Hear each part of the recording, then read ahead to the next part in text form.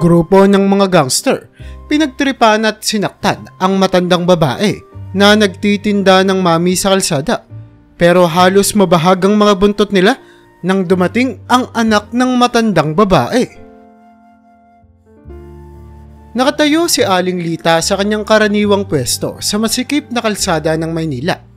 Ang amoy ng kanyang lutong bahay na pansit ay umaabot sa mga tao na nag-aakit ng mga parokyano. Ang kanyang magaspang na kamay na may bakas ng taon ng pagtatrabaho ay bihasang naghahanda ng bawat mangkok ng may pag-aalaga. Sa kabila ng kanyang maliit na tangkad at ubaning buhok, ang kanyang diwa ay matatag. Ang buhay ni Aling Lita ay puno ng pagsubok. Ang kanyang asawa si Mang Isko ang naging haligi ng kanilang pamilya. Magkasama nilang hinarap ang mga hirap ng kahirapan ng may hindi matitinag na determinasyon.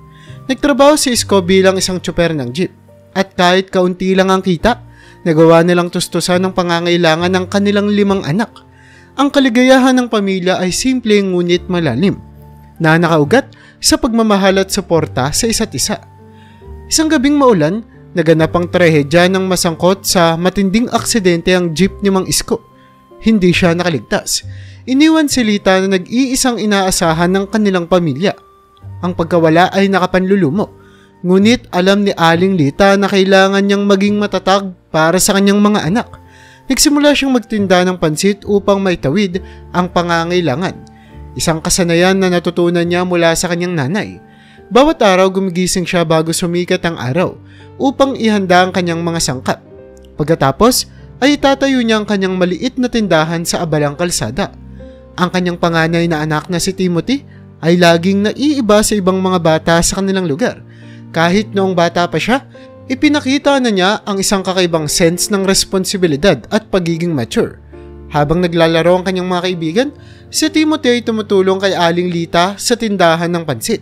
Nagdadala ng mabibigat na kaldero at sinisiguradong nakakain at nabibihisa ng kanyang mga nakababatang kapatid. Maging sa pag-aaral ay talaga namang kilala si Timothy dahil sa kanyang talino. Ngunit ang tunay niyang hilig ay ang pagbaboxing. Isang gabi habang tinutulungan ni Timothy ang kanyang ina na maglinis ng kanilang maliit at masikip na kusina, ikinuwento niya ang tungkol sa kanyang araw. Ma, alam mo, sabi ni Coach, may potential daw talaga ako. Sabi ni Timothy, pinupunasan ang kanyang kamay sa tuwalya. Gusto niya pong mas seryosohin ko ang pagtitraining. Baka daw po pwede akong sumali sa mga lokal na torneo. Tinignan ni Aling Lita ang kanyang anak. Ang kanyang mga mata ay puno ng pagmamalaki at pag-aalala. Anak, maganda yan pero tandaan mo, unahin mo ang pag-aaral, hindi pwede yung mga distraction na yun sa'yo. Alam ko naman po yun, ma. Sagot ni Timothy, matatag ang boses. Pangako po, hindi ko naman mapapabayaan yung pag-aaral ko. Gusto ko lang makatulong para makaahon tayo sa hirap. Baka balang araw, magkapera ako ng sapat para hindi ka na magtrabaho ng sobra. Napuno ng emosyon ang puso ni Lita. Mabuti kang bata, Timothy. Siguradong ipinagmamalaki ka ng tatay mo.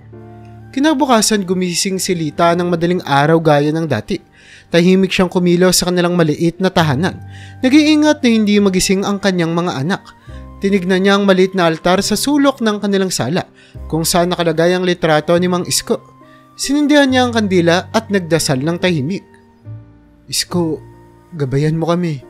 Bigyan mo ako ng lakas para maalagaan ang ating mga anak. Habang naghahanda ng mga sangkap, lumapit ang bunsong anak na si Lorna. Pupungas-pungas sa kusina. Nanay, pwede po ba akong tumulong?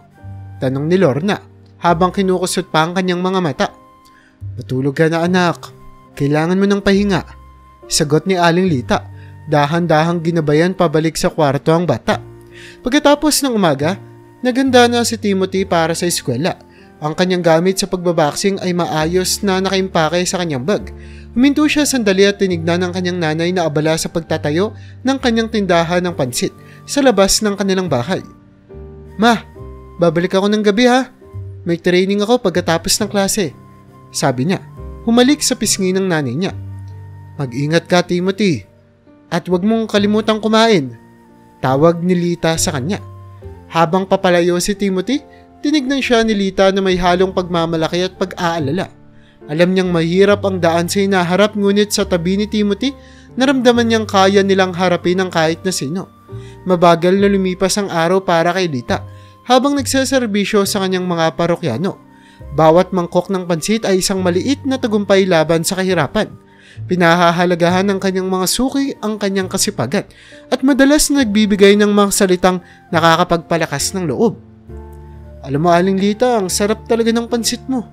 Ikaw ang pinakamagaling sa Maynila, sabi ng isang parokyano, sabay higop ng sabaw. Salamat po. Gawa po yan ng may halong pagmamahal, tugon ni Aling Lita ng may ngiti. Habang papalubog na ang araw, napaisip si Lita tungkol sa kanyang ibang mga anak. Bawat isa ay may kanya-kanyang pangarap at pagsubok, at determinado si Lita na suportahan silang lahat. Pinagligpit na niya ang kanyang tindahan. Pagod ang katawan, ngunit hindi nawawala ang diwa. Alam niyang may mga bagong hamon na darating bukas, ngunit handa siyang harapin ang mga iyon ng buong tapang, kasama ang walang sawang suporta ni Timothy. Pagdating sa bahay, inalagaan ni Timothy ang kanyang mga kapatid. Si Lorna ay naglalaro ng kanyang mga manika, habang ang dalawa niyang nakababatang kapatid na lalaki, sina Junior at Ben, ay nag-aaral ng kanilang mga takdang aralin. Nang biglang may malakas na katok sa pinto, binuksan ni Timothy at nakita niya ang isang mukhang gusgusing lalaki na may masamang tingin. Nasaan ang nanay mo? Tanong ng lalaki. Lasing ang boses, halatang nakainom. Wala siya dito, sagot ni Timothy, matapang. Anong kailangan mo? Tinulak ng lalaki si Timothy at pumasok sa bahay. Alam kong may pera siya, may utang siya sa akin. Mabilis na hinarangan ni Timothy ang daan ng lalaki, nakahanda ang kamao. Lumayas ka sa bahay namin! Ngumisi ang lalaki at hinawakan sa kwelyo si Timothy. Akala mo kaya mo akong takutin, bata? Sa isang mabilis at malakas na suntok, napakawala ni Timothy ang kamay ng lalaki. Sabi ko, lumayas ka dito! Napatigil ang lalaki. Nagulat sa lakas at determinasyon ni Timothy. Tinignan niya ang bata na may halong takot at galit. Hindi pa tayo tapos, bata, sabi niya bago umalis ng bahay. Huminga ng malalim si Timothy, sinusubukang kalmahin ang kanyang mabilis na tibok ng puso. Binalikan niya ang kanyang mga kapatid na nakatingin ng may malalaking mga mata. Okay lang ba kayo? Tanong niya. Unti-unting lumalambot ang boses. Tumango si Lorna, may luha sa mga mata. Kuya Timothy, ang tapang mo naman. Tinignan ni na Junior at Ben ang kanilang kuya ng may bagong paggalang. Salamat kuya, sabi ni Junior ng mahina. Ngumiti si Timothy at niyakap ang mga kapatid. Huwag kayong mag-alala. Hindi ko kayo pababayaan. Lalampasan natin to. Kinagabihan nang umuwi si Lita, hindi niya binanggit ang insidente. Ayaw niyang mag-alala ang kanyang nanay. Sa halip, nagtutok siya sa kanyang training at pag-aaral. Determinado na protektahan at suportahan ang kanyang pamilya. Tulad ng nais ng kanyang yumaong tatay. Gayunpaman, kinabukasan ng umaga, halatang pagod si Timothy. Mabigat ang mga mata dahil sa kulang sa tulog. Napansin na nga ito ni Aling Lita at hindi na napigilan ang kanyang pag-aalala. Timothy, maupo ka nga, sabi ni Lita nang may diin matapos ang agahan. Kailangan nating mag-usap. Umupo si Timothy.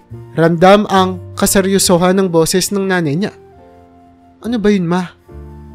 Alam kong mahal mo ang pagbaboxing pero nakikita akong epekto nito sa'yo. Nakikita akong pagod ka na. Nag-aalala ko para sa'yo, anak. Delikado ang boxing. Tinignan ni Timothy ang kanyang ina, puno ng determinasyon ng mga mata. Ma, alam kong delikado pero ito ang paraan natin para makaahon. Kung magtatagumpay ako, matutulungan ko kayong lahat. Hindi ka na kailangan magtrabaho ng sobra. Makakapag-aral sa magandang eskwelahan yung mga kapatid ko. Lumuha ang mga mata ni Lita, pero hindi siya natinag. Timothy, mas mahalaga ang kaligtasan mo kaysa sa kahit na ano. Hindi kita kayang mawala. Hindi ko kayang makita kang masaktan. Ma, pangako mag-iingat ako. Mag-aaral din ako ng mabuti, kaya ko to. Pagmamakaawa ni Timothy. Matatag pero desperado ang boses. Huminga ng malalim si Lita. Hinawakan ng kamay ng kanyang panganay na anak. Alam kong gusto mong tumulong pero kailangan kita rito. Nang ligtas, bata ka pa. May oras pa para makahanap ka ng ibang paraan para suportahan tayo.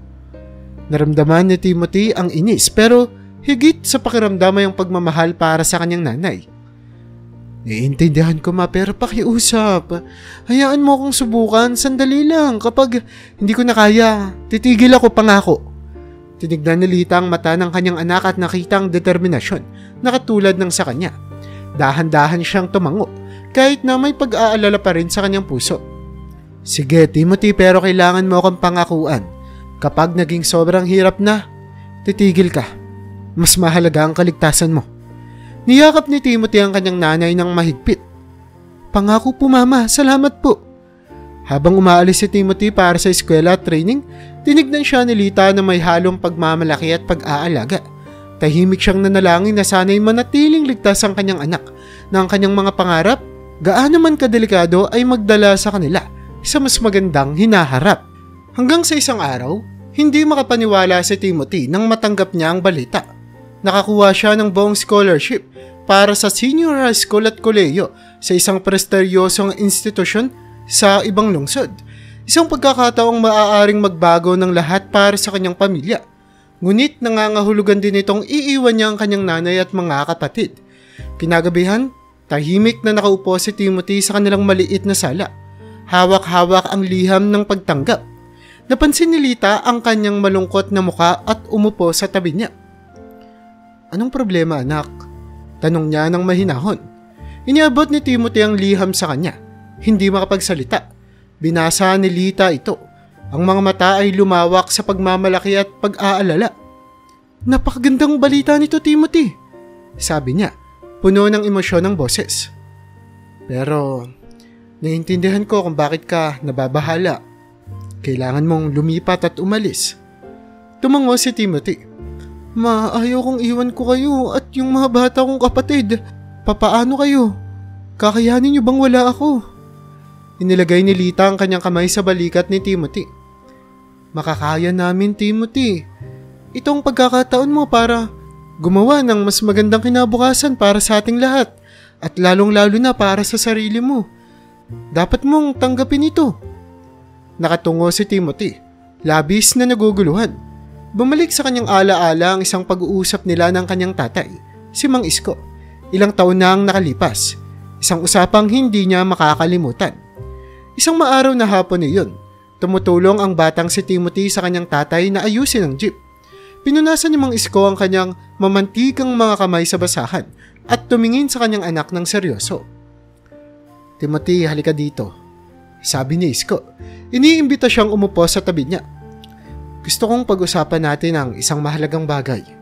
Si Timothy na curious at atintibo sa sasabihin ng tatay niya ay umupo. Ano po yun, tatay? Ngumiti si Isko. May bakas ng pagmamalaki sa mga mata. Lumalaki ka na, anak, at balang araw, ikaw ang magiging haligi ng tahanan. Kailangan mong alagaan ang iyong ina at mga kapatid. Pamilya ang pinakamahalagang bagay sa mundong to, tandaan mo yan. Ano man ang mangyari, alagaan mo sila, Timothy. Tumango si Timothy ng seryoso. Gagawin ko, tatay. Pangako ko po yan sa'yo. Inilagay ni Mang Isko ang kamay sa balikat ng anak. Mabuti kang bata, pero tandaan mo rin, minsan para maalagaan ng pamilya, kailangan mo munang alagaan ang sarili mo. Siguraduhin mong meron kang mga kasangkapan at kaalaman upang matulungan sila. Naiintindihan mo ba? Muli na namang tumango si Timothy. Ramdam ang bigat ng mga salita ng tatay niya. Opo, tatay. Naiintindihan ko po. Nawala ang alaala at natagpuan ni Timothy ang sarili niya sa kasalukuyan. Ang kanyang nanay na nakatingin sa kanya ng may pag-aalala. Timothy, sabi ni Aling Lita ng mahina, ang iyong ama ay nagnanais na magkaroon ka ng mas magandang buhay. Ang scholarship nito ay isang paraan upang tuparin ang pangarap na iyon. Mas matutulungan mo kami kapag may edukasyon ka at nagtagumpay ka. Pero ma, pagtutol ni Timothy, papaano kung may nangyari habang wala ako? Papaano ka? Papaano niyo makakayanan? Ngumiti si Aling Lita, kahit na ang kanyang mga mata ay puno na ng luha. Nakaraos kami ng ganito katagal, anak. Patuloy kaming makakaraos. May mga kapitbahay at kaibigan na makakatulong kung kinikailangan. At maaari kang umuwi tuwing katapusan ng linggo at pista opisyal. Kakayanin namin. Niyakap ni Timothy ng mahigpit ang kanyang nanay. Naramdaman ng lakas sa maliit na katawan nito. Mamimiss ko kayo ng sobra, Mama. Mamimiss ka rin namin. Bulong ni Aling Lita, sabay yakap ng mahigpit. Pero ipinagmamalaki ka namin sa bawat hakbang ng iyong paglalakbay. Ngayon, tanggapin mo ang pagkakataong ito. Ito ang gusto ng tatay mo. Ang mga sumunod na linggo ay puno ng paghahanda. Pinagimpake ni Timothy ang kanyang kakaunting gamit. Mabigat ang puso pero matibay ang loob. Sinigurado ni Aling Lita na maayos ang lahat para sa kanyang pag-alis. Patuloy na pinapalakas ang loob ng anak niya na kaya nilang mag-isa. Habang papalapit ng araw ng pag-alis, nagiging malungkot ang kanyang mga nakababatang kapatid. Isang gabi, habang nagtitipon ng pamilya para sa hapunan, nagtanong si Lorna, ang bunsong kapatid, na puno ng luha ang mga mata. Kuya Timothy, talaga bang kailangan mong umalis? Tanong niya. Tumingin si Timothy sa kanyang maliit na kapatid, nasakta ng puso. Oo, Lorna. Kailangan pero babalik ako upang bisitahin kayo sa abot ng makakaya ko. Para sa atin naman tong lahat para magkaroon tayo ng mas magandang buhay, naintindihan mo? Nagsalita na rin sina Junior at Beth na tahimik lamang noon. Naiintindihan namin, kuya, sabi ni Junior. Nanginginig pa ang boses. Pero mamimiss ko namin. Sino yung tutulong sa amin pag may assignment kami? At sino yung magpoprotekta sa amin? Hinila ni Timothy ang kanyang mga kapatid sa mahigpit na yakap. Alam kong mahirap pero maniwala kayo. Naniniwala ako sa inyo. Malakas at matalino kayo at lagi akong isang tawag lang kung kailangan niyo ako. Kaya ipangako niyo sa akin na aalagaan niyo ang isa't isa at tutulungan si Mama. Tumango si Ben, pilit na pinipigilan ng mga luha. Pangako, kuya. Sa huling araw niya sa kanilang barangay, nagpaalam si Timothy sa kanyang mga kaibigan. Sa lokal na basketball court, nakita niya ang kanyang matalik na kaibigan na si Arnel. Nagsushooting kasama ang kanyang mga kaibigan. Timothy, tol, narinig ko ang balita. Alis ka na daw patpuntang lungsod? Sabi ni Arnel. Pilit na nagpapasaya pero halata ang kalungkutan. O Arnel, malaking pagkakataon ito. Pero mamimiss ko ang lugar na ito at lahat ng mga tao dito. Sagot ni Timothy habang nakikipag-handshake at nauwi sa yakap. Gagawa ka ng magagandang bagay, Timothy. Huwag mo lang kaming kalimutan kapag sikat ka na, ha? Biro ni Arnel, pilit na pinapagaan ng damdamin. Hindi kailanman. Tawa ni Timothy. Ito yung tahanan ko at lagi akong babalik sa lugar na to. Sa boxing gym, nakita ni Timothy ang kanyang coach at mga kasamang boksingero. Pumalakpak si Coach Ramon sa kanyang likod. Kitang-kitang pagmamalaki sa kanyang mga mata. May maliwanag kang kinabukasan, bata. Sulitin mo ito. Salamat, Coach, sa lahat ng bagay, sabi ni Timothy na mamaos ang boses sa damdamin. Palaging nandito lang kami para sa'yo. Dagdag ng isa sa kanyang mga kasamang boksingero. Ipakita mo sa kanila, Timothy, kung ano talaga yung kaya mo. Gagawin ko. Pangako ni Timothy. Nararamdaman ng bigat ng kanilang suporta.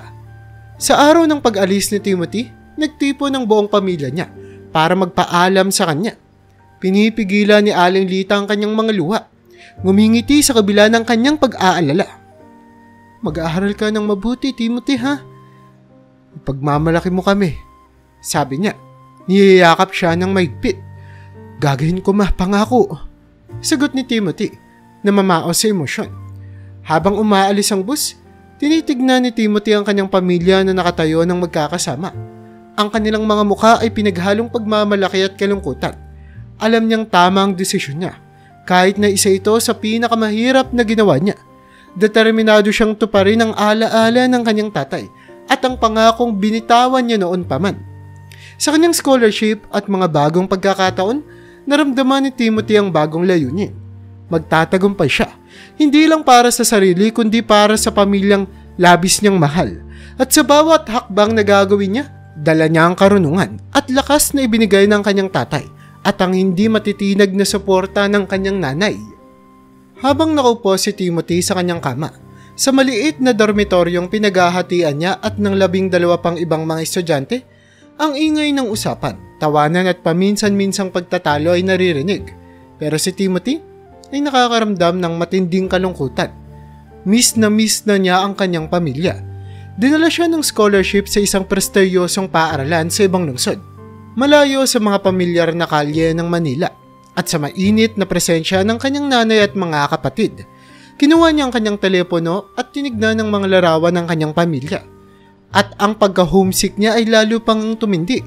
Ang larawan nila ng kanyang ina, si Aling Lita, na nakangiti sa tabi ng kanyang karinderya ay nagdulot ng bukol sa kanyang lalamunan. Miss na miss niya na ang amoy ng luto ng nanay niya, ang tunog ng tawanan ng kanyang mga kapatid at ang init ng kanilang maliit pero masayang tahanan. Naputol ang pag-iisip ni Timothy nang ihagi sa kanya ng kanyang kasama sa kwarto, si Carlos ang unan. Uy, nananaginip ka na naman ah. Kanina ka pa nakatitig sa telepono mo. Tara, kain na tayo ng hapunan. Pilit ngumiti si Timothy. Oo, susunod ako. Iniisip ko lang kasi kung ano nangyari sa bahay namin. Tumango si Carlos na may simpatsya. Naiintindihan ko. Mahirap talagang malayo pero huy, nandito kami para sa'yo. Parang pamilya na rin tayo dito. Habang sumusunod si Timothy kay Carlos papunta sa cafeteria, nagdesisyon siyang mag-focus sa kanyang pag-aaral at ipagmalaki ang kanyang pamilya. Pero ang sakit ng pagka-homesick ay laging nandyan. Samantala sa Maynila, tuloy-tuloy si Aling Lita sa kanyang pang-araw-araw na laban na may hindi matinag na determinasyon. Bawat umaga, gumigising siya bago magmadaling araw para ihanda ang kanyang mga sangkap. Masakit ang katawan pero buo ang loob. Inilalatag niya ang kanyang karinderya at nagsisilbi sa kanyang mga suki ng may ngiti. Kahit na mabigat ang kanyang puso sa pag-aalala para kay Timothy. Isang hapon habang nag-aayos ng kanyang karinderya, nilapitan siya ng kanyang kapitbahay na si Aling Mercy. Uy Lita, mukhang pagod ka. Ayos ka lang ba? Tanong ni Mercy sa kanya na may pag-aalala sa boses. Mahinang ngumiti si Aling Lita. Ayos lang ako Mercy, medyo pagod lang. Ikaw, kumusta ang pamilya mo? Okay naman sila. Pero ikaw, kailangan mong alagaan ang sarili mo. Sobra-sobra ka na sa trabaho mo. Bumuntong hininga si Lita. Alam mo naman, kailangan kong magsikap. Si Timothy nasa paaralan at ang mga bata ay kailangan ding alagaan. Pero huwag kang mag-alala, kakayanin naman. Hinaplos ni Mercy ang braso ni Aling Lita bilang pagpapalakas ng loob. Matapang at malakas kang babae, Lita. Kung kailangan mo ng tulong, nandito lang kami para sa'yo. Salamat Mercy, malaking bagay yan.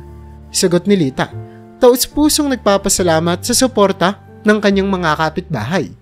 Habang lumilipas ang mga linggo, patuloy na nahihirapan si Timothy sa pagbalanse ng kanyang pag-aaral at sa homesick na kanyang nararamdaman. Nakahanap siya ng kaaliwan sa pag-iensayo sa isang malapit na boxing gym. Isang bagay na hindi niya sinabi sa kanyang nanay.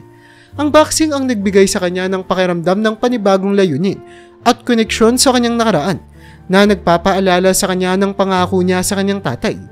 Isang gabi pagkatapos ng isang nakakapagod na training, naupo si Timothy sa locker room. Pagod pero kontento. Napansin naman ni Coach Hernandez, isang magaspang ngunit mabait na tao ang dedikasyon ni Timothy. May talento ka bata, sabi ni Coach Hernandez. Umupo sa tabi niya. Pero masyado mong pinipilit ang sarili mo.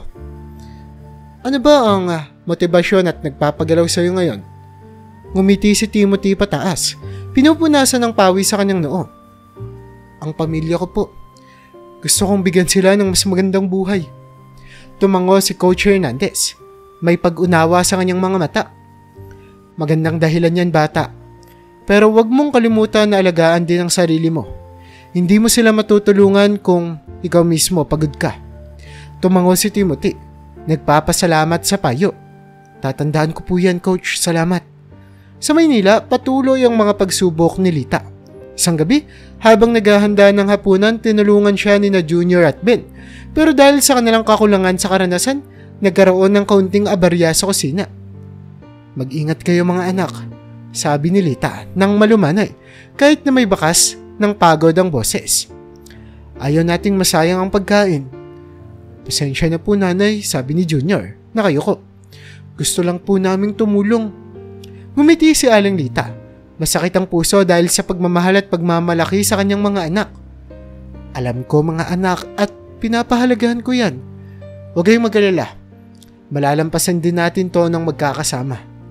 Habang lumilipas ang mga araw at linggo, unti-unting nabawasan ang pagka-homesick na nararamdaman ni Timothy. Napalitan ng determinasyon na magtagumpay. Masipag siyang nag-aaral, nagsasanay ng mabuti at nakahanap ng mga bagong kaibigan na naging parang pamilya niya na rin. Ngunit gabi-gabi, tumatawag siya sa kanyang nanay. Ang kanilang mga usapan ay ang kanyang kaligtasan na nagpapanatili sa kanyang katatagan. "Kumusta ka, ma?" tanong ni Timothy sa isa sa kanilang gabi-gabing tawag. "Kinakaya naman, anak," sagot ni Aling Lita. Ang boses ay matatag pero pagod. "Mas tumutulong na ang mga bata at nakakaraos kami. Ikaw, kumusta ang pag-aaral?" "May hirap pero okay naman po ako," sabi ni Timothy. Hindi binabanggit ang tungkol sa kanyang boxing training. "Miss na miss ko na po kayo." "Miss ka na rin namin, Timothy, pero tandaan mo, sobrang proud kami sa'yo. Patuloy kang magtrabaho ng mabuti at mag-ingat ka palagi, ha?" "Gagawin ko po, mama, pangako." Pagkababa ng cellphone, nakaramdam si Timothy ng bagong sigla. Alam niya na umaasa sa kanya ang kanyang pamilya at determinado siyang hindi sila biguin. Sa kabila ng mga hamon at pagkakalayo, ang pagmamahal at suporta ng kanyang pamilya ang nagbibigay sa kanya ng lakas na magpatuloy. Isang hakbang sa bawat pagkakataon. Isang araw sa paaralan, naharap si Timothy sa isa pang hamon. Katatapos lang niya ng kanyang mga klase sa umaga at papunta na siya sa cafeteria nang harangin siya ng 3 nakatataas na estudyante na kilala sa kanilang pambubuli. Kung tutusin, mga senior niya ito ni Timothy. "Hoy, scholarship boy!" singhal ng isa sa kanila. "Akala mo ba mas magaling ka sa amin?" Nanatiling kalmado si Timothy, pilit na dumadaan sa kanila. "Ayoko ng gulo." "Sayang naman," sabi ng isa pa. Itinulak siya sa pader. "Naghahanap kasi kami ng gulo eh." Kiniyom ni Timothy ang kanyang mga kamao. Pilit na pinipigil ang pagganti. Naalala niya ang mga salita ng nanay niya at ang pangako na iiwasan niya ang away. Pero nang marinig niya ang isang sigaw ng tulong, biglang nagbagong lahat. "Tigilan niyo ako!" pakiusap ng isang boses ng babae. Tumingin si Timothy at nakita si Stephanie, isang tahimik na kaklase niya, na inaabuso at pinagtitirapan din ng mga bully. May kung anong pumasok sa loob ni Timothy. Hindi niya kayang manood na nagdurusa ang iba. Walang pag-aalinlangan, pumagit na siya kina Stephanie at mga bully. "Umalis kayo!" sigaw ni Timothy. Puno ng galit ang boses. Tumawa ang isa sa mga bully. "Ano naman ang gagawin mo, ha? Tough guy?" Bago pa makapag-react ang bully, dumapo ang kamao ni Timothy sa panga nito na nagpatumba sa kanya. Ang dalawa pang bully na kanina ay pinagtitiripan din si Timothy ay mabilis na sumugot, pero mabilis at eksakto siya. Gamit ang kanyang pagsasanay sa boxing para pabagsakin sila isa-isa. Isa-isa nga silang nakatikim ng mga suntok kay Timothy at isang suntok ay sapat na para sila ay mapatulog. Nanood si Stephanie na tila hindi makapaniwala habang nakatayo si Timothy sa ibabaw ng mga nakahundusay na bully. Hingal na hingal. "Ayos ka lang ba?" tanong niya kay Stephanie. Tumango si Stephanie. May mga luha sa kanyang mga mata. "Salamat. Hindi ko alam ang gagawin ko. Hindi ko sila maintindihan." Biglang dumating ang isang guro. Narinig ang kaguluhan. "Anong nangyari dito?" tanong niya. Tinitignan ng eksena ng mga nawala ng malay na mga bully at isang may pasa na si Timothy. Dinala si Timothy sa opisina ng guidance counselor kung saan ipinaliwanag niya ang nangyari. Kahit na naiintindihan ng kanyang dahilan, kailangan pa rin ng paaralan na ipatupad ang pagdisiplina. "Timothy, tama ang ginawa mo na pagdepensa para kay Stephanie," sabi ng guidance counselor. "Pero hindi solusyon ng karahasan. Palalampasin namin ito pero kailangan mong gumawa ng mga community work bilang parusa mo." Tumango si Timothy. Tinanggap ang desisyon. "Naintindihan ko po." Sa mga sumunod na linggo, ginugol ni Timothy ang kanyang hapon sa paglilinis ng hardin ng paaralan. Mahirap na trabaho ito pero nagbigay sa kanya ng oras para mag-isip at manatiling grounded. Isang hapon habang nagwawalis ng mga damo, lumapit si Stephanie. "Hi," malumanay na sabi niya. "Gusto ko lang palang magpasalamat ulit. Hindi mo naman kailangan gawin yun eh." Tumingin si Timothy pataas. Pinupunasan ng pawis sa kanyang noo. "Tama lang naman ang ginawa ko. Ikaw, ayos ka lang ba?" Ngumiti si Stephanie. "Ayos lang ako, salamat sa'yo. Pwede bang tumulong ako sa'yo? Magkasama silang nagtrabaho sa hardin, nag-uusap at nagkakakilanlan. Ibinahagi ni Stephanie ang kanyang sariling mga laban sa pambubuli at ang kanyang mga pangarap para sa hinaharap. Para naman kay Timothy ay napakagaan ng kanyang pakiramdam sa tuwing kasama niya si Stephanie at mabilis silang naging malapit na magkaibigan. Habang binabalanse ni Timothy ang kanyang pag-aaral, pagsasanay at bagong pagkakaibigan, naramdaman niya ang bagong sigla. Determinado siyang ipagmalaki ang kanyang pamilya at sulitin ang mga pagkakataon na ibinigay sa kanya. At sa tabi ni Stephanie, alam niyang hindi siya nag-iisa sa kanyang paglalakbay. 2 taon na ang lumipas mula nang dumating si Timothy sa prestigyosong universidad sa kabilang lungsod. Sa panahong ito, lalo pang naging malapit sina Timothy at Stephanie. Ang kanilang relasyon ay lumalim sa pagmamahalan. Nagbibigay kay Timothy ng kinikilang suporta at kasama sa kanyang pag-aaral at pagsasanay sa boxing. Isang hapon, habang magkasama sina Timothy at Stephanie sa ilalim ng puno sa campus, hinawakan niya ang kamay nito at tumingin sa kanyang mga mata. Napakapalad ko na nandyan ka sa buhay ko, Steph. Ikaw ang naging sandigan ko. Ngumiti si Stephanie, pinisil ang kanyang kamay. At para rin sa'yo, Timothy. Napakaganda ng relasyong nabuo natin. Samantala sa Maynila, lalong lumala ang kalagayan ni Aling Lita. Matagal na siyang nahihirapan sa kanyang kalusugan pero itinago niya ito sa kanyang mga anak para hindi sila mag-alala. Isang gabi habang naghahanda ng hapunan, hinimatay siya. Agad naman siyang pinuntahan ni na Junior at Ben. Bakas ang takot sa kanilang mga mata. Nanay, anong nangyari? Umiiyak na tanong ng batang si Junior. Medyo pagod lang ako anak. Mahina niyang sabi. Pilit na pinapalakas ang loob ng mga anak. Aayos din ako. Pero hindi siya naging maayos. Patuloy na lumala ang kanyang kalagayan at hindi na siya makapagtrabaho. Habang lumalaki ang mga utang at lumalala ang kalagayan ng mga bata, naramdaman ni Lita ang kawalan ng pag-asa. Kumuha pa siya ng utang para sa gastusing medikal. Pero ngayon ay tinatawagan na siya ng mga nagpapautang sa kanya at wala siyang perang pambayad. Si Mercy, ang kanilang mabait na kapitbahay, ay nagmamasid sa paghihirap ng pamilya na may mabigat na puso. Isang araw nagdesisyon siyang kumilos. Alam niyang kailangang malaman ni Timothy ang nangyayari. Tinawagan ni Aling Mercy si Timothy at ipiniliwanag ang sitwasyon. Timothy, malubha ang kalagayan ng nanay mo. Hindi na siya makapagtrabaho at nahihirapan na ang mga bata. Kailangan mo munang umuwi. Nadurog ang puso ni Timothy. Salamat po sa pagsasabi, Aling Mercy. Uuwi ako agad. Binalingan niya si Stephanie, bakas ang pag-aalala sa muka. Kailangan kong umuwi, Steph. Kailangan ako ng pamilya ko. Sasama ako, Tim. Matapang na sabi ni Stephanie. Hindi siya binigyan ng pagkakataon na tumutol. Dumating sila sa Maynila kinabukasan. Nadurog ang puso ni Timothy nang makita ang kalagayan ng kanilang tahanan. Ang kanyang mga kapatid ay mukhang payat at takot. At ang kanyang ina ay nakahiga sa kama. Mahina at masakit ang katawan. Nanay, bulong ni Timothy. Lumuhod sa tabi ng kama niya. Bakit hindi mo sinabi sa akin? Mahinang umiti si Aling Lita. Andiyan ka pala, anak. Ayoko lang kasing mag-alala ka. May sarili kang buhay na kailangan mong alagaan. Pero mama, pamilya tayo. Tayo ang nag-aalaga sa isa't isa, sabi ni Timothy, puno ng emosyon ng boses. Habang nahaharap si Timothy sa katotohanan ng kalagayan ng kanyang pamilya, isang pagkakataon ang dumating. Isang gabi habang nagsasanay sa lokal na gym, nilapitan siya ng isang lalaking nagngangalang Ginoong Cruz. Timothy, tama ba? Matagal na kitang pinapanood.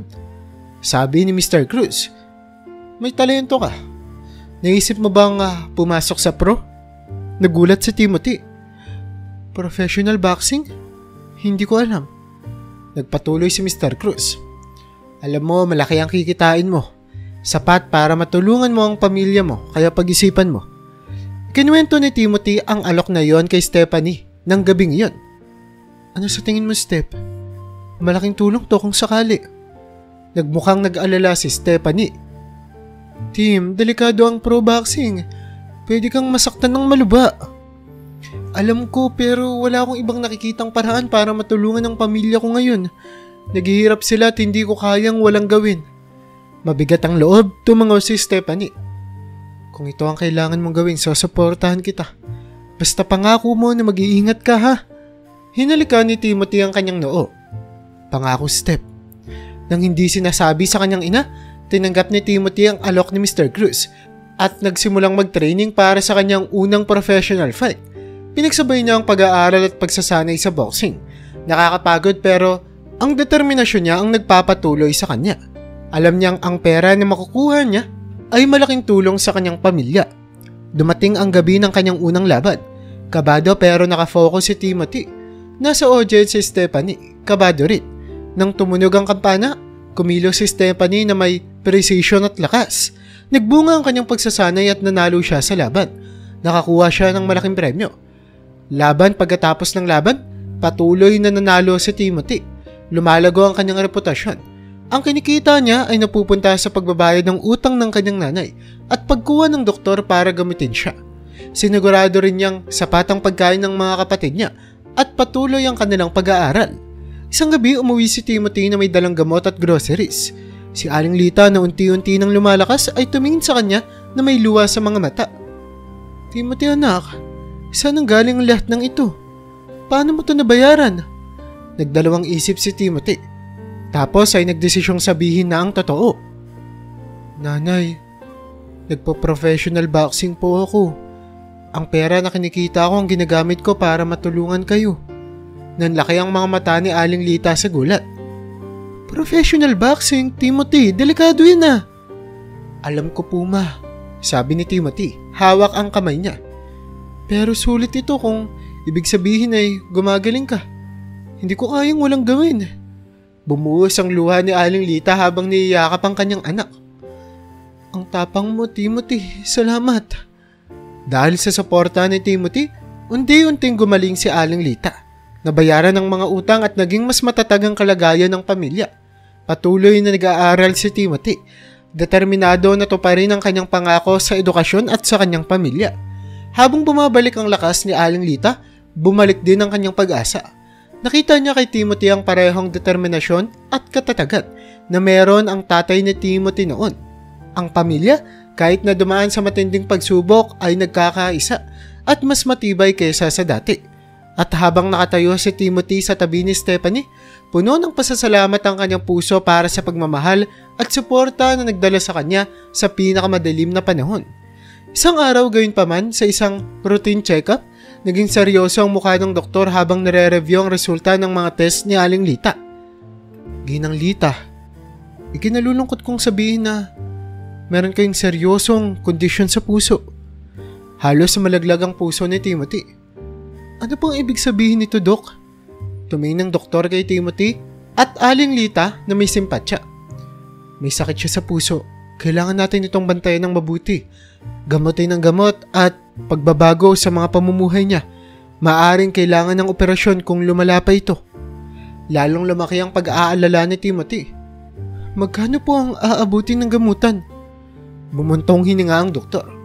Hindi ito mura pero kinikailangan para sa kanyang kalusugan. Habang palabas sila sa klinik, naramdaman ni Timothy ang bigat ng mundo sa kanyang balikat. Pinisil ni Stephanie ang kanyang kamay. Malalampasan natin to, Tim. Makakahanap tayo ng paraan.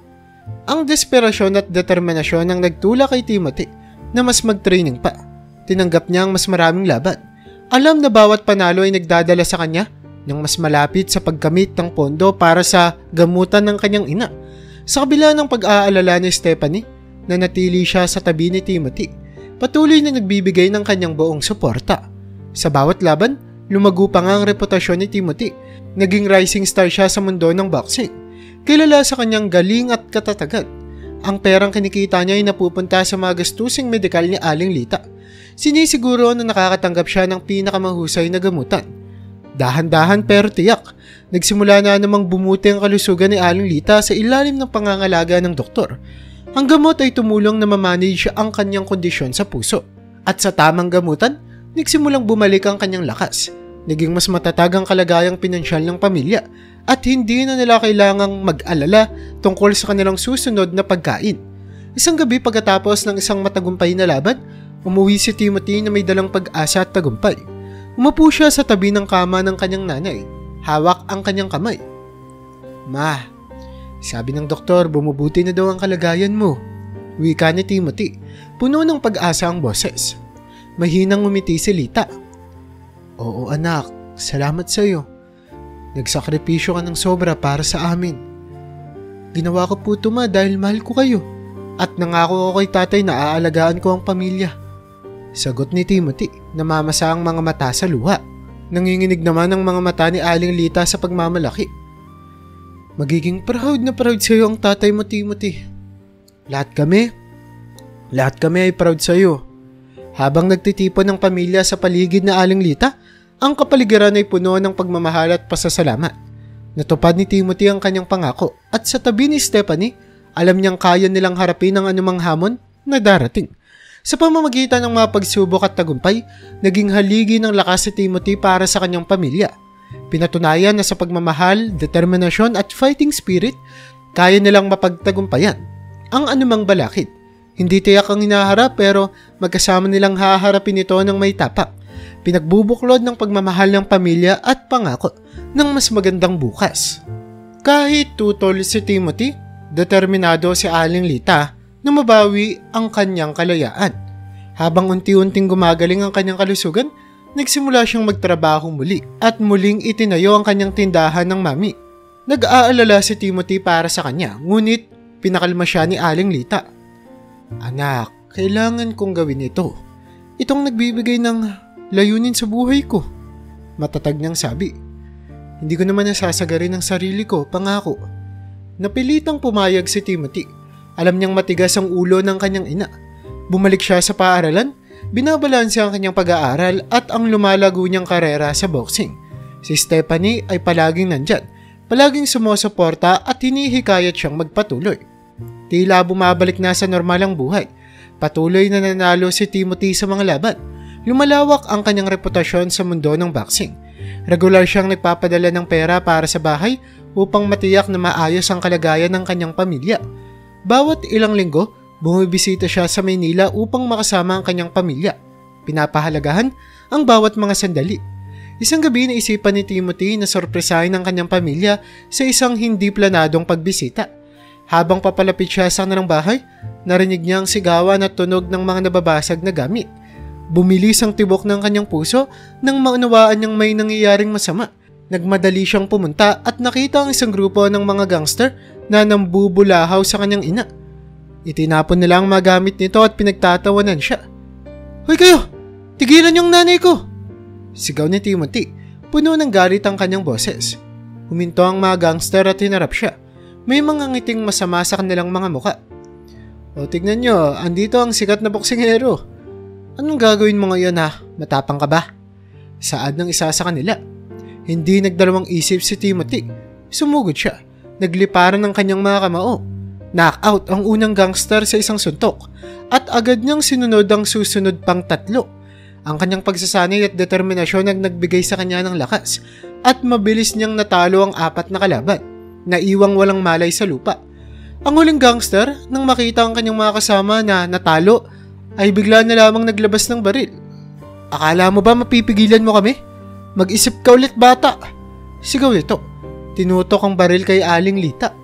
Parang bumagal ang oras nang maunawaan ni Timothy ang mangyayari. Tumakbo siya patungo sa kanyang nanay. Iniharang ang kanyang katawan. Pumutok ang baril at naramdaman ni Timothy ang matinding sakit nang tumama ang bala sa kanya. Bumagsak siya. Ang katawan niyang nakatakip kay Lita. Timothy! Sigaw ni Aling Lita. Yakap ang kanyang anak. Narinig ng mga kapitbahay ang kaguluhan at nagmadaling pumunta. Sina Mercy at iba pang mga kapitbahay ay agad na tumawag ng tulong at dinala si Timothy sa ospital. Parang napakatagal ng biyahe, habang bawat segundo ay tila pinuputol ang puso ni Aling Lita. Sa ospital, walang tigil na nagtrabaho ang mga doktor upang iligtas ang buhay ni Timothy. Nawalan siya ng maraming dugo at kritikal ang kanyang kalagayan. Dumating si Stephanie, maputla sa takot. Hawak ang kamay ni Aling Lita habang naghihintay ng balita. Ang mga oras ay naging mga araw at nanatili si Timothy sa isang kritikal na kalagayan. Walang tigil na nanalangin sila Aling Lita. Ang puso ay naghihinagpis para sa kanyang matapang na anak. Nagkaisa naman ang buong komunidad sa kanilang suporta at pagmamahal para kay Timothy. Kasabay na rin ang kanyang mga kapatid. Pagkaraan ng isang linggo may magandang balita na ang mga doktor. Nasa mabuting kalagayan na si Timothy. Bagamat mahaba at mahirap ang kanyang paggaling, siya ay nakaligtas. Isang mandirigmang lumalaban para maibalik ang kanyang buhay. Nang magkamalay si Timothy, ang unang nakita niya ay ang ngiti ng kanyang ina na puno ng luha. "Nanay," mahina niyang bulong. "Nandito ako, anak. Magiging maayos ka," sabi ni Aling Lita, puno ng kaluwagan at pagmamahalang boses. Nakatayo si Stephanie sa tabi niya. May mga luha sa kanyang muka. "Pinakaba mo kami, Tim." Nagawang umiti ni Timothy. "Pasensya na. Hindi ko kayang hayaan na may mangyari kay nanay." Habang nagsisimula si Timothy sa kanyang pagaling, pinalilibutan siya ng pagmamahal at suporta ng kanyang pamilya, maging ng kanilang mga kapitbahay. Pansamantalang napahinto ang kanyang karera sa boxing, ngunit hindi nasira ang kanyang espiritu. Tinutukan niya ang kanyang pagpapagaling. Alam na higit kailanman ay kailangan siya ng kanyang pamilya. Makaraan ng ilang buwan, muling nakalakad si Timothy. Bagamat may permanenteng peklat na iniwan ng bala, nagpatuloy siya sa kanyang pag-aaral. Determinadong magtapos at magtayo ng magandang kinabukasan para sa kanyang pamilya. Patuloy na nagtrabaho si Aling Lita. Ngunit mas maingat na. Nauunawaan ang kahinaan ng kanyang buhay. Lalong tumibay ang relasyon ni Timothy at Stephanie sa mga pagsubok na hinarap nila ng magkasama. Pinag-uusapan nila ang kanilang kinabukasan. Nangangarap ng isang buhay na puno ng pagmamahal at kaligayahan. Habang nakatayo si Timothy sa harap ng kanyang pamilya, malusog at puno ng pag-asa, naiintindihan niya ang tunay na kahulugan ng lakas. Hindi lang ito tungkol sa pisikal na lakas, kundi sa katatagan, pagmamahal at ang hindi matitinag na ugnayan ng pamilya. Hinarap nila ang dilim at lumabas na mas matatag, nagkakaisa sa kanilang pagmamahal sa isa't isa. Pagkaraan ng 2 buwan ng paggaling, tuluyan ng nakatayo si Timothy. Ganap na gumaling at mas determinado kaysa dati. Si Timothy at Stephanie ay naghahanda para sa kanilang pagtatapos. Isang mahalagang yugto sa kanilang buhay. Sa araw ng kanilang pagtatapos, nakatayo si Timothy at Stephanie ng buong pagmamalaki sa kanilang mga toga. Ang kanilang mga pamilya ay puno ng kasiyahan. Napagtagumpayan nilang napakaraming pagsubok upang makarating sa puntong ito. At ito ay isang patunay sa kanilang sipag at determinasyon. "Hindi ko magagawa to kung wala ka, Step," sabi ni Timothy. Mahigpit na hawak ang kamay ni Stephanie habang naglalakad sila sa entablado upang tanggapin ang kanilang mga diploma. "Nagawa natin to ng magkasama, Tim," tugon naman ni Stephanie, ngumiti sa kanya. "At ito ay simula pa lamang." Pagkatapos ng seremonya, napapalibutan ng kanilang mga mahal sa buhay, gumawa ng isang taos-pusong anunsyo si Timothy at Stephanie. "Napagpasyahan naming magpakasal," sabi ni Timothy, puno ng emosyon ng boses. "Gusto naming magtayo ng isang buhay na magkasama at suportahan ng aming mga pamilya." Ang balita ay sinalubong ng mga hiyawan at pagbati mula sa lahat. Mahigpit na niyakap ni Aling Lita ang kanyang anak. May mga luha ng kaligayahan sa kanyang mga mata. "Ipinagmamalaki kita, Timothy. Naging napakabuti mong tao." Sa suporta ng kanyang pamilya at komunidad, sinimula ni Timothy na magtayo ng bagong tahanan para sa kanyang ina at mga kapatid. Isang simpleng bahay lamang ito, ngunit puno ng pagmamahal at pag-asa. Matagal ang naging proseso ng pagpapatayo, ngunit ibinuhos ni Timothy ang kanyang puso sa bawat ladrilyo at biga. Determinadong bigyan ang kanyang pamilya ng katatagan na nararapat sa kanila. Sa wakas, dumating ang araw na natapos na ni Timothy ang pagpapagawa ng bahay. Nakatayo si Timothy. Pinagmamasdan ang kanilang bagong bahay. "Para sa inyo to, Mama. Para sa lahat ng ginawa mo para sa amin." Tinignan ni Lita ang bahay, puno ng pagmamalaki at pasasalamat ang kanyang puso. "Salamat, anak. Sobra-sobra. Sobra ang ibig sabihin nito sa akin." Habang naghahanda sina Timothy at Stephanie para sa kanilang kasal, alam nila na nagsisimula pa lamang ang kanilang paglalakbay ng magkasama. Napagtagumpayan nila ang napakaraming hamon, ngunit ang kanilang pagmamahal at determinasyon ang nagdala sa kanila sa bawat pagsubok. Sa araw ng kanilang kasal, napalilibutan ng mga kaibigan at pamilya. Nagpalitan sina Timothy at Stephanie ng kanilang mga sumpa. Nangangakong susuportahan at mamahalin ng isa't isa sa kahit na anong pagsubok na darating. Isang napakagandang seremonya ito, puno ng kasiyahan at pag-asa para sa hinaharap. Habang nagsasayaw sila sa pagtitipon, bumulong si Timothy kay Stephanie. Malayo na ang narating natin step. Hindi ko na mahintay na makita kung ano ang hinaharap para sa atin. Ngumiti si Stephanie. Nakasandal ang ulo sa kanyang balikat. Kahit ano pa man yun, haharapin natin ito ng magkasama. Sa gitna ng mapagsubok at tagumpay, naging haligi ng lakas si Timothy para sa kanyang pamilya. Pinatutunayan na sa pagmamahal, determinasyon at isang pusong mandirigma, kaya nilang magtagumpay sa kahit na anong balakid. Hindi tiyak ang hinaharap ngunit haharapin nila ito ng magkasama. Nagkakaisa sa ugnayan ng pamilya at ang pangako ng isang mas magandang bukas. Kaya naman kung nagustuhan mo ang storya natin ngayon ay huwag mo namang kalimutang mag-like. Pindutin mo na rin yung subscribe button para makagawa pa tayo ng ganito kagagandang mga istorya sa susunod pang mga araw.